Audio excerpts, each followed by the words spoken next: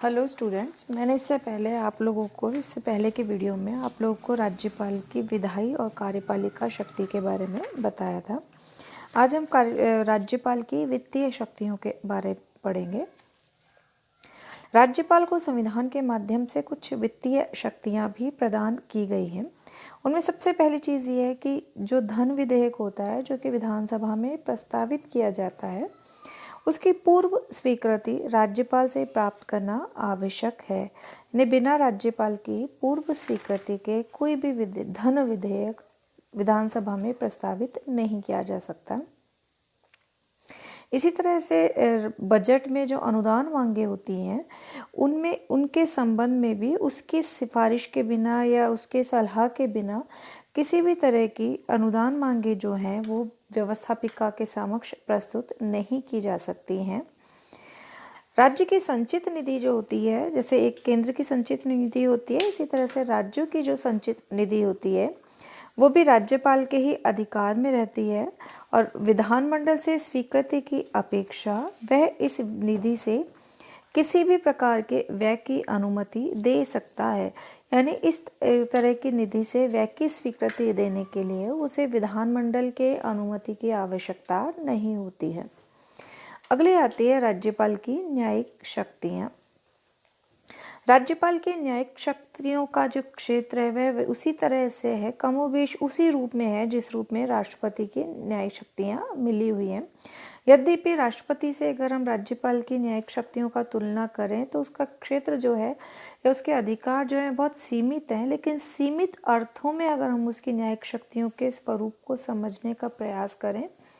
तो कुछ हद तक जो क्षमादान की शक्ति है, जो कि जैसे कि राष्ट्रपति को मिली हुई है, उसी तरह से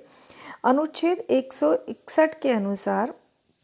जिन विषयों पर राज्य की कार्यपालिका शक्ति का विस्तार होता है, यानी जिन विषयों पर राज्य की कार्यपालिका कानून बनाने का अधिकार रखती है, उन कानूनों के विरुद्ध अगर किसी अपराधी को दंडित किया जाता है तो राज्यपाल को यह अधिकार है कि वह उस व्यक्ति के दंड को कम कर सकता है या स्थगित कर सकता है या उसके दंड के स्वरूप को बदल सकता है। लेकिन अधिकार क्षेत्र कहाँ तक होता है? जहाँ तक कि राज्य की कार्यपालिका को कानून बनाने का अधिकार है और उन कानूनों के उल्लंघन के रूप में या किसी भी तरह का ऐसा अपराध जो कि राज्य के कार्य क्षेत्र के तहत आता है, उन अपराधों के क्षमादान देने का जो अधिकार है वो राज्यपाल को सीमित अर्थों में दिया गया है। इस संबंध में सर्वोच्च न्यायालय ने 2006 में एक अपने निर्णय में ये कहा था कि राज्यपाल के द्वारा जब इस क्षमादान की शक्ति का प्रयोग किया जाए तो उसके द्वारा पक्षपातपूर्ण व्यवहार नहीं किया जाना चाहिए। यानी न्यायालय को यह अधिकार दिया गया है कि राज्यपाल जिसके दंड को स्थगित कर रहा है या जिसके दंड को कम कर रहा है, उस संबंध में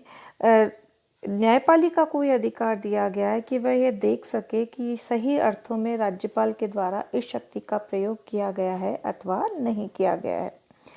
इन सब कार्यपालिका, विधायी, वित्तीय और न्यायिक शक्तियों के अलावा कुछ विविध शक्तियां जो हैं, यानी अन्य शक्तियां जो हैं, वो भी संविधान के माध्यम से राज्यपाल को प्रदान की गई है। जिनमें सबसे महत्वपूर्ण अगर शक्ति देखें, राज्यपाल के पद की वास्तविक स्थिति का अध्ययन जब हम कभी करेंगे अपने नेक्स्ट टॉपिक में, तब उसमें भी सबसे महत्वपूर्ण ये है कि राज्य का संवैधानिक तंत्र विफल होने की स्थिति में राज्यपाल ये परामर्श देता है या सूचना देता है, परामर्श नहीं कहेंगे हम इसको, सूचना कहेंगे, तो उस राज्य में अगर संवैधानिक तंत्र विफल हो गया है और राज्यपाल केंद्र पे ये सूचना प्रदान करे कि राज्य का शासन संविधान के अनुसार चलाना संभव नहीं है, तो इस संकटकालीन स्थिति में राज्य के विधानसभा को भंग किया जाता है और यह राज्य के अंदर राष्ट्रपति के अभिकर्ता के रूप में कार्य करता है। भारत में राज्यपाल को प्रदत्त इस शक्तियों का कभी वास्तविक प्रयोग हुआ है और कभी इसका राजनीतिक प्रयोग भी किया गया है। अगला है वह राज्य लोक सेवा आयोग का वार्षिक प्रतिवेदन और राज्य की आय व्यय के संबंध में महालेखा परीक्षक का प्रतिवेदन प्राप्त करता है और उन्हें विधानमंडल के समक्ष रखवाता है। संविधान के द्वारा कुछ राज्यों के संबंध में राज्यपालों को स्वविवेकीय शक्तियां भी प्रदान की गई हैं। आप लोगों ने ये सुना होगा कि भारत में कुछ राज्यों को विशेष राज्य का दर्जा दिया गया है। उनकी भौगोलिक या उनकी सामाजिक स्थिति या आर्थिक स्थिति के स्वरूप को देखते हुए कुछ राज्यों को विशेष राज्य का दर्जा दिया गया है। तो इन राज्यों में जैसे कि असम है, नागालैंड है, इन राज्यों में